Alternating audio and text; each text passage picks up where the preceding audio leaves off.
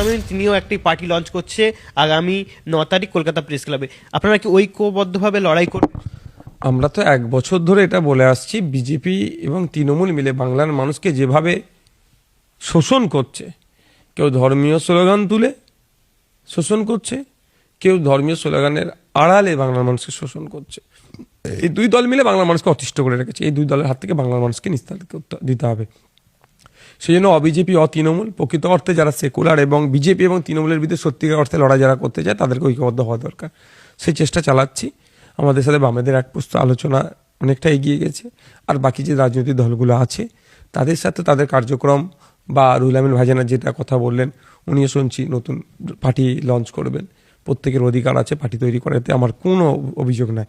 তিনি লঞ্চ করুক, তার পার্টির সাথে প্রয়োজনে আমার কথা বলতে হবে, তার লক্ষ্য উদ্দেশ্য দেখতে হবে। এবং যে সমস্ত রাজনীতি আরও দলগুলো আছে তাদের সাথে আমাদের একটু একটু কথা চলছে, আলোচনা চলছে। আমরা চাইবো একসাথে ঐক্যবদ্ধ হয়ে বিজেপি এবং তৃণমূলের বিরুদ্ধে লড়াই। হুমায়ুন কবিরের পার্টির সাথে দেখুন, হুমায়ুন কবির সাহেবের পার্টির সাথে যাবো কি যাবো না আমরা অনেক আগে বলেছিলাম। তারপরে 31শে জানুয়ারি তিনার অবস্থান ক্লিয়ার অনেকটা করেছে। তারপরে আমাদের রাজ্য কমিটির মিটিং হয়নি, ভেরি রিসেন্ট আমাদের রাজ্য কমিটির মিটিং হবে। সেখান থেকে আমরা ডিসাইড করতে পারবো যে আমরা তাহলে এর পরবর্তী পদক্ষেপ কী কী হবে।